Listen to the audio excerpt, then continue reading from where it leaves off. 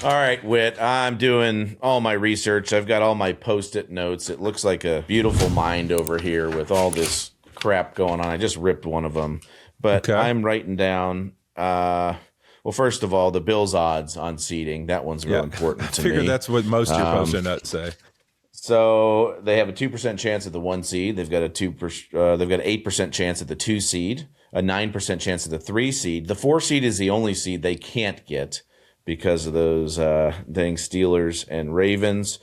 45% at the 5 seed, which means most likely they're going to fit in there, and they will be playing the winner of the AFC North in a road game. 29% chance at the 6 seed and a 7% chance at the 7 seed. So essentially, we don't know anything right now. I was about to But say, you're not but then giving I me wrote much down it's like clarity.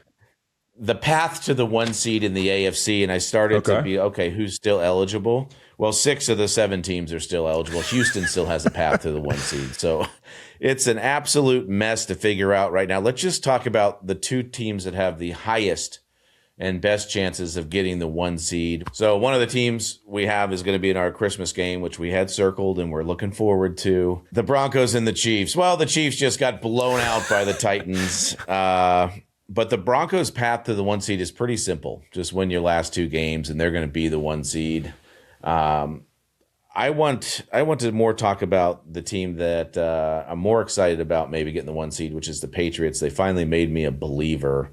Watching them against Baltimore, they came back, but it was more just the play of Drake Maye, and he's all of a sudden developed this great pocket presence. It reminded me of a guy that used to play I in know New you're England excited quite a about bit. that.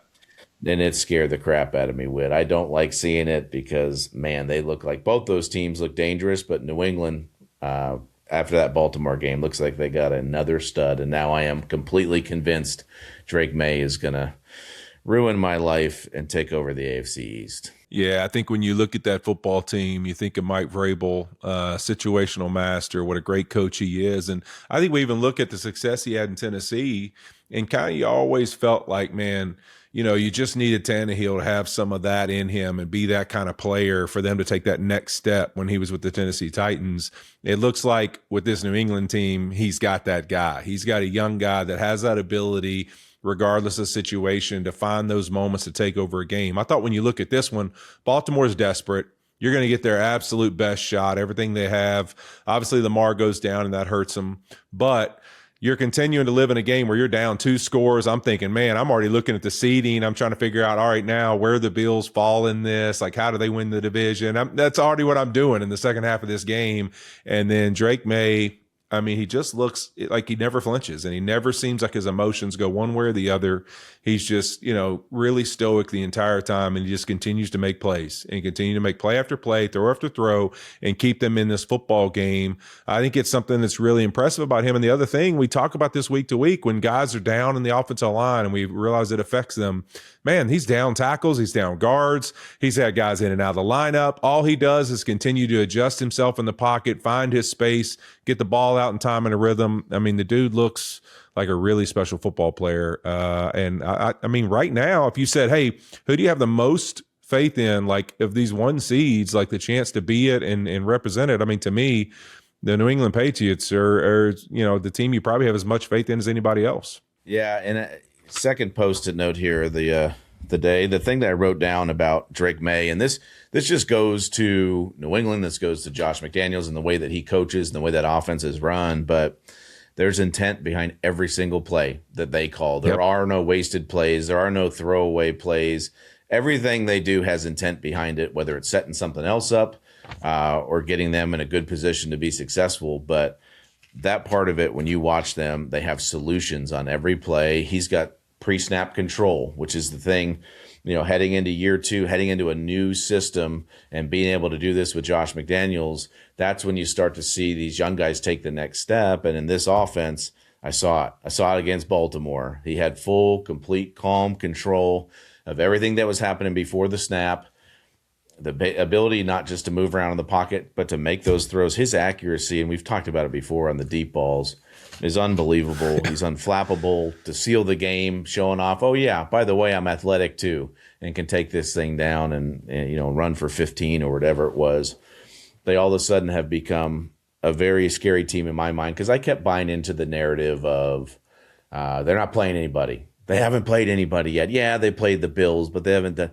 So during that game, I'm trying to build that narrative, and Baltimore has the lead, and I'm thinking, oh, this is it. Their confidence is shattered. They lost to the Bills. They're going to lose to Baltimore. They're going to start questioning themselves and everything they've done this season. But to be able to do what they did at the end of that game and look comfortable doing it was super impressive. What about the Broncos? They have obviously won a ton of games. We've talked about Bo Nix and, up and down, but I think he's going to be dangerous in the playoffs because he doesn't know that he's not supposed to go in there and still be trying to figure it out. And he's not afraid to make any throw. But what do you take out of that game and that loss to Jacksonville? Yeah, I mean, I think that, it's a game to me, when you look at how many games they've won in a row, the success they've had this season, really, they've been on an absolute roll. Like, these games are inevitable. Like, a team figures you out, they come in with an awesome plan, and they go execute it. And that's really what Jacksonville did. You can't go into this game and go, oh, man, really Liam Cohen just out-schemed them, and now the Broncos are in trouble. I look at it like the Jaguars came in, and yeah, they had some good schemed up stuff, but then also they just made plays. I mean, you look at some of the contested catches, some opportunities they had in the red zone, how good the Broncos have been in the red zone, number one team on defense in the red zone. They had the kickers jinx. I mean, I know as soon as Jacksonville got down there, the announcers talk about this is the number one red zone defense in the league. And the next thing you know, it's like back-to-back touchdowns down there. And I think it's one of those things where you're just like, man, this is NFL football. Like, the Broncos have been dominant on defense week in and week out. Jacksonville comes in, they're a freaking good team. Like, let's give them some credit. I think Jacksonville has proven they deserve some respect. They are a really good football team. They've put themselves in contention now to go compete in these playoffs. But for Denver, it's like, man, this is one of those games where I don't really get alarmed because I think there's plenty of talent on this defense that they've shown all year who they are and what they can do. I think that they will bounce back from that. But inevitably, when you get in these games and week in and week out, you've got to win them against really good football teams. You're going to have some of these. And there's probably a couple of these games that have gone the Broncos' way, and this one didn't. And so I'm not overly concerned about them. I do think defensively how they're built a little bit. They want to have a game where they're kind of in the lead and they want to get after your quarterback and kind of live in that world a little bit. Some of the pressures, some of the guys they have rushing, that's more their style. Coming from behind, I don't feel like is something that I feel that great about as far as that team. But Bo Nix, I mean, I thought it was funny, Fitz, like just some of the reaction we got last week from what we were saying. Like, I don't think either one of us is saying Bo Nix is not a really good football player. I think what we're saying is it's a little bit of a roller coaster. Like, some weeks it's explosive. Some weeks it's like, I'm just sitting here like, man, I'm waiting for you to make one of those plays you made last week. And it's like, you just kind of get a mixed bag. And then sometimes he's super aggressive and you're like, man, I don't know if he that was the best idea, but it worked. And he's just going to continue to do it. And I think that's what you actually appreciate about him. It's like, man, they're going to beat a team because Bo Nix is like fearless. He's not scared to throw a ball anywhere he wants to try to make a play, but that can also go against you and you're going to lose a game or whatever down the road. And you're like, man, I wish we'd have just kind of moved to a different idea there. Maybe move past that guy, not throwing that ball in there. That can win and lose you games. But I think the thing you respect about him is that he is fearless and he will throw that ball anywhere he wants to try to make a play for his football team. Yeah. I just, when I make the comment of this guy thinks he's the best player on the field all the time, I understand how people can take that as a bad thing, but guess what? Every time I stepped on the field, I convinced myself that I was the best player on the football field. And that's why it resulted in some crazy highs and some wonderful games. But like you said, when you're trying to fit it in windows and when you have all this confidence in yourself, and for me, it was like my talent level is so much lower than Bo Nix, but my mentality was very similar. My mentality was, I'm going to go and get this thing all the time. I'm going to attack. I'm the best player out here. I can make every single throw.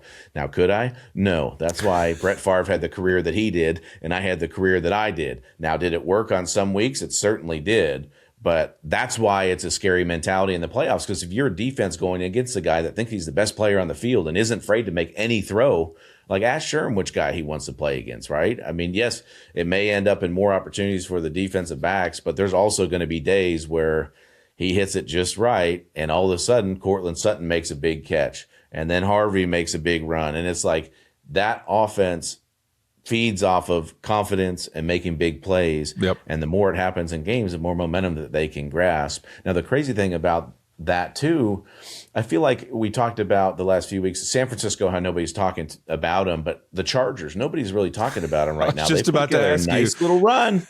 I mean, they put together a nice little run where we're looking at it right now. And if the Chargers can beat Houston, which is going to be a big game, maybe the most exciting game of Week 17, if the Chargers can beat Houston, all of a sudden that Week 18 game with Denver and the Chargers is to see who wins the AFC West. It is, and possibly an opportunity that if New England was to slip up in these next 2 weeks, how in the world you can say this? The Chargers could be the 1 seed, which to me, it's just like the San Francisco conversation. It's like, I've thought of them being a good football team in San Francisco. I just never thought there'd be a scenario where I'm like, wait, the Niners could be the 1 seed still. And then now you look at the Chargers and you're going, man, they've just continued. You almost like dismiss them. And it's like week in and week out, they just continue to put this run together and you're just not even thinking about them. And then here they are with an opportunity. If they can go play great against Houston and beat the Broncos, they can for sure win the West. And possibly, if New England was to slip up, be the 1 seed in the AFC, which I think is just crazy. And I think that, it's one of those things when we talk about Herbert and it shows you kind of Herbert, Trevor Lawrence, you put both their teams probably in this conversation because of prior situations where we just haven't seen them live up to expectations. It's like we just kind of dismiss those teams and those quarterbacks. And then you turn around, and you look at it, and the reality is the Jacksonville Jaguars and Trevor Lawrence and Justin Herbert and the Chargers are right there 1 game within the best teams in this conference. I think it's going to be interesting to see how this AFC shakes out with 6 different teams having that possibility, Fitz. Yeah, and now I'm going to put you on the spot with a question. Okay. If we're looking at the quarterbacks. Can I pronounce the Chiefs? Oh, no. Okay, go ahead. Not that one. Okay. If we're looking at the quarterbacks right now that are in the playoffs as of today, and really the only one that we could see flip, like we'll see what happens with Indy, but that one is not looking great. But let's say Baltimore's out and Pittsburgh's in. Okay. So I'm going to take Josh Allen out of the equation because I want to ask you, which quarterback do you trust the most? We're going to take Josh Allen out because I think that we both trust him the most. And if we're both the same on the second quarterback, then I'm going to ask you your third quarterback that you trust the most. So of Denver, New England, Jacksonville, Pittsburgh, the Chargers, and Houston, we're throwing out the Bills and Josh Allen. Which quarterback do you trust the most in the AFC to make a run in the playoffs? And this, look, there's factors too, right? There's talent on the offense and what they have. So which one do you trust the most outside of Josh Allen? Outside of Josh Allen, just by this year, I'm going to go with Drake Maye for sure. Okay, I'm Drake Maye too at number 2. So I need your number 3 then. This is where it gets interesting. Bo Nix, Trevor Lawrence, Aaron Rodgers, Justin Herbert, and then we're saying Houston's CJ in. Stroud. Yeah, Houston's in. Okay, so CJ Stroud. Whew, man. I'm going to go. Here's where I'm going to put. I would probably in this scenario in the playoffs, maybe in a different situation or years prior would have said Aaron Rodgers. I don't love the Steelers just in general to make a big playoff run. So yeah, let's take Aaron out, even though we're not giving any disrespect to Aaron. Let's just take him out. Aaron out. I'm going to say this conversation really to me comes down between Herbert, Lawrence, and Bo Nix.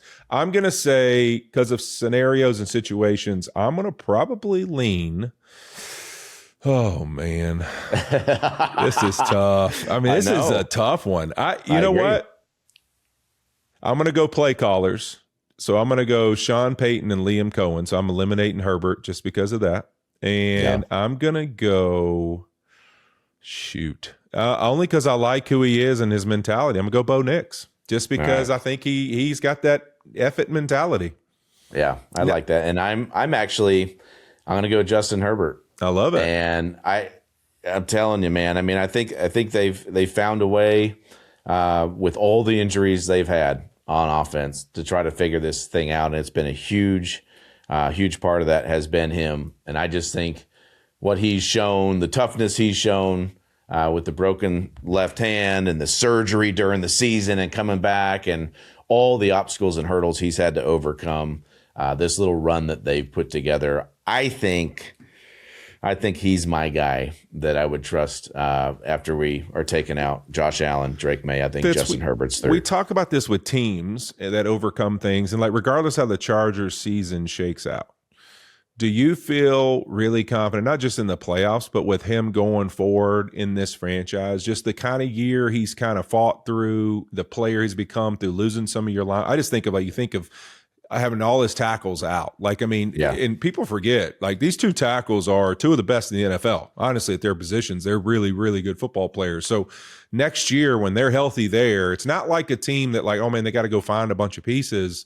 Like, next year, they're just adding talent to a quarterback who's fought through about as much adversity as you could really have for a quarterback at this level. And you're still 8-2 in your conference. You're 11-4 on the season. Like, it's not like they're loaded on defensive talent as well. I mean, is it kind of one of those years, like for Herbert, do you feel like, man, this might have been, even though it's been quiet because of some of the other stuff, like a big step in his career? Yeah. Can he make that next step? I think that's all we've been waiting for. And I go back to our interview with Kyle Van Noy. What did Kyle say about Justin? Kyle said of everybody, including Josh Allen and everybody else, like, he included everybody in the NFL, and he got to sit and watch this guy for a year. And there's some things that he needs to work on and continue to work on. But he said this dude's ceiling is higher than anybody's. And so that's always been the argument with him. Like, he obviously looks like he was created to play quarterback, 6'5", big, strong guy, great speed, big arm. But I think this could be the year. I just want to see them win a playoff game this year. And I think if they win a playoff game this year, that goes a long way, because he's been the glue that's kept this thing together. He has, but you still got to see great. that big moment, big game, big atmosphere. Like we talked about Sam Darnold last week for our Thursday night game. Like, can you do it when all the chips are there? Like, this is for everything. Can you be that guy in that moment? Because they've still kind of been that team in the sense that I can't really think of like just the massive game that they've won. This will be the opportunity for them coming forward, for him to go win that thing that you go, all right, this team's different with him at the helm.